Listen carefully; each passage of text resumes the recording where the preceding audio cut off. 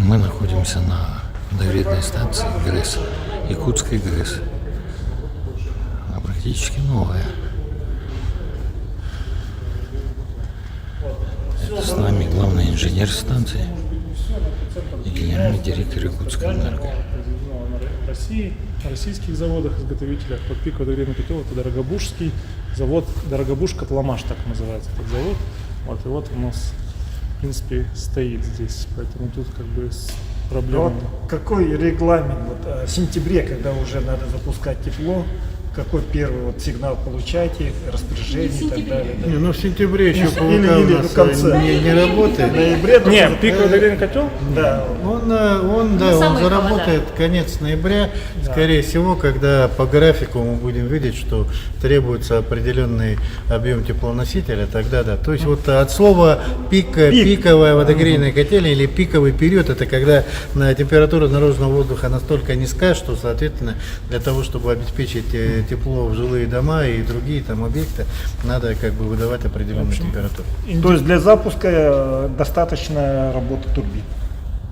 Чтобы запустить? Начало начало этого вполне достаточно, потому что плюс еще у нас сама Якутская ТЭЦ включается в работу, значит, так, и плюс у нас Якутская ГРЭС новая, она тоже выдает тепло. Ну вот давайте такой маленький ликбез проведу. Нет такого дня, когда вот нам говорят, все, ОЗП. Такого нет. Вот, дня. вот этим регламентом. Его нет. Он плавно, температура начинает расти. Вот сейчас все лето у нас, мы от себя, от станции выдаем 75 градусов всего воды. 75 градусов. Ну, то есть, можно сказать, что почти рука держит. Вот, постепенно, по мере похолодания у нас будет подключаться, ну, сейчас вот, во-первых, начнется 1 сентября, подключат все сады, начнут подключать, социальные объекты, сады, школы. Чуть-чуть тепловая нагрузка увеличится у нас на станции, потом начнут подключаться уже жилые объекты. И температуру, когда нам будут задавать, там 75, потом 80, 85, 90, она вот так вот будет постепенно расти. И основным индикатором, по которому мы определяем, пускать нам или нет, это вот температура наружного воздуха, ну и, соответственно, от нее температура нашего теплоносителя. И вот конкретно какого-то дня нет. Просто температура и гигакалории, они растут постепенно на станции, и все. Последние там уже в конце, не знаю, октября, наверное, уже гаражи подключаются. Как бы, А вот сроки реконсервации, насколько быстро вы это приводите? Ну вот буквально сегодня мы у себя на своей летучке на совещании обсуждали, когда мы будем. Ну пока мы еще, я не вижу необходимости его реконсервировать, расконсервировать.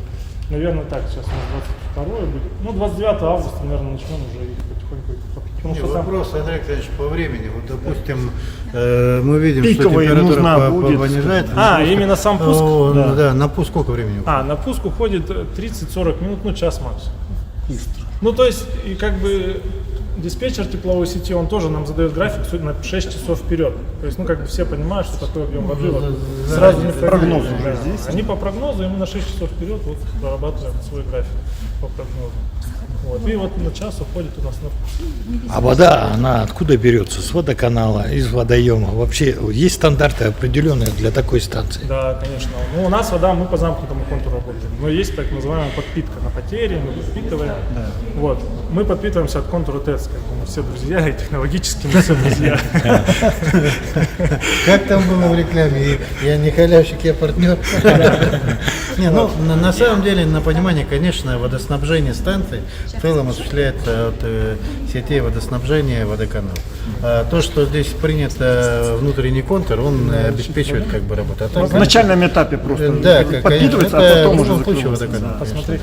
И в этом случае безопасная станция, ну, выживший случай, то есть с водой и так далее проблем не будет. И это пиковая. Случаи-то разные, но в принципе, да, у нас же договорные отношения с водоканалом, мы определяем объем, который мы употребляем, приборы учета показывают, какой объем мы употребляем, и мы рассчитываем с водоканалом, да, поэтому это да, в этой части, конечно, да, ровно так же, как, допустим, Якутская ТЭЦ, Якутская ГРЭС выдают тепло потребителям, и точно так же мы говорим, что это надежно, да.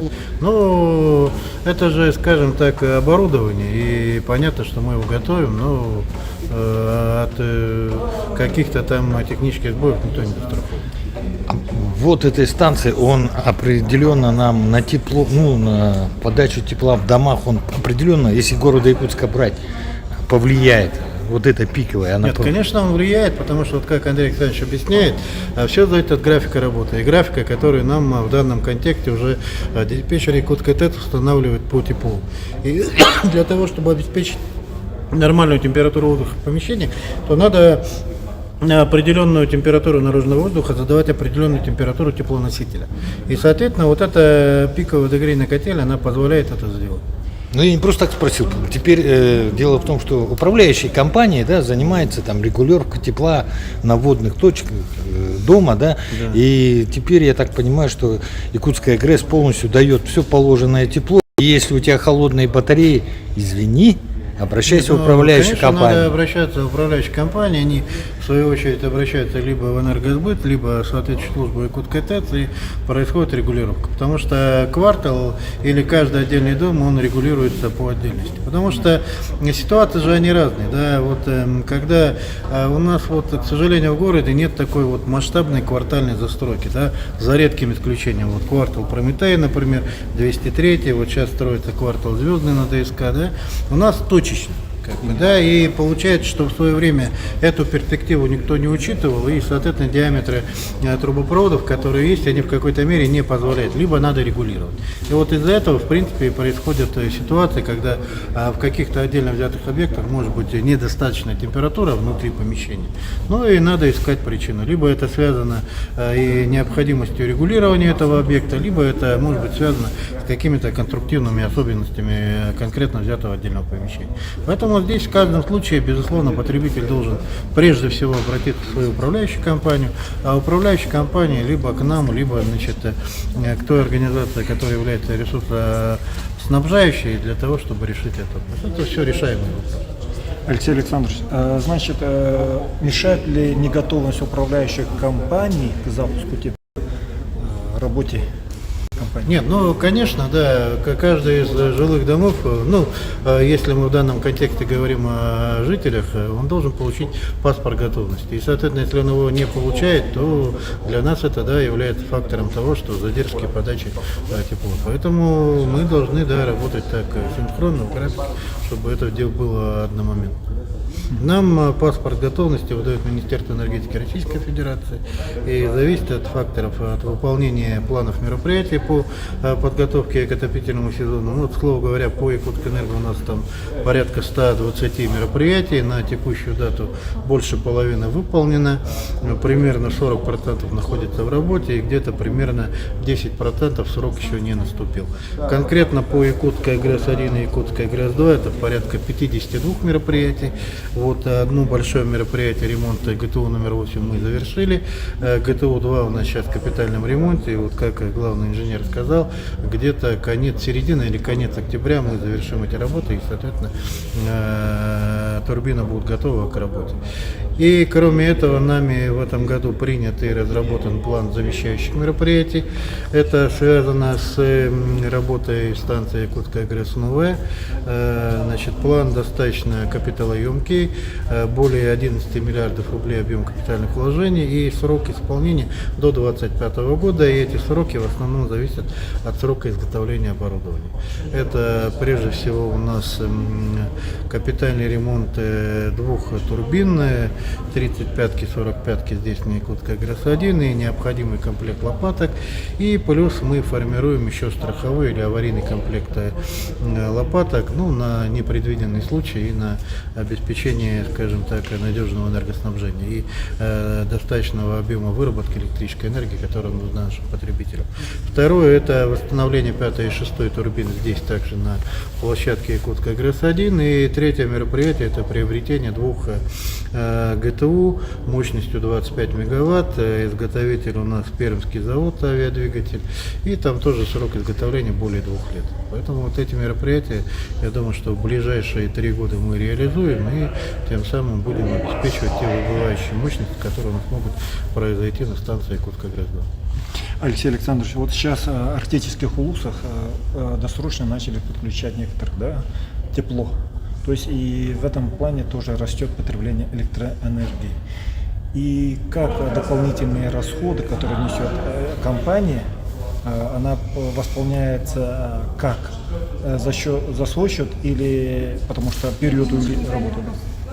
Ну, я попробую объяснить. Да. Ну, во-первых, у нас Якутия, с учетом большой территории региона, есть ряд районов, где отопительный сезон не прекращается ни на один день. Да? 365 дней в году. Их не так много, но они есть. Значит, то, что касается более раннего начала, ну, объективная причина – это Верхоянский УЛС. Это связано с планом мероприятий по ликвидации последствий паводка, который был на территории этого района. То, что касается дополнительного объема потребления, то здесь просто, как показывают приборы учета, так, соответственно, потребитель с нами рассчитывается.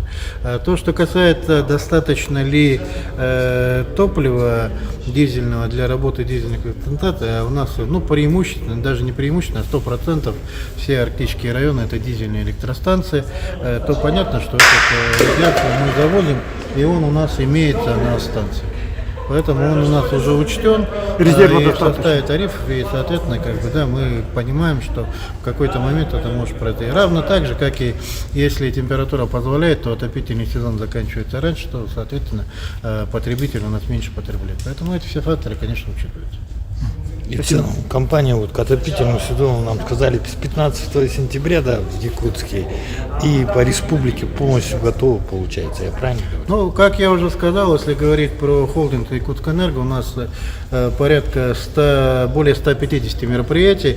На текущую дату более половины из них уже реализовано. Это и Саха-Энерго, и Теплоэнергосервис, и наша Якутская энергоремонтная компания, и Энерготранснап, и, собственно говоря, все станции, и наши сетевые филиалы Якутскэнерго. И, в принципе, все работы пока идут по графику. Отставания мы пока не наблюдаем и очень надеемся, что к началу отопительного сезона все наши станции будут готовы к подаче к выработке и подаче тепловой энергии. В принципе, уверен, что это будет.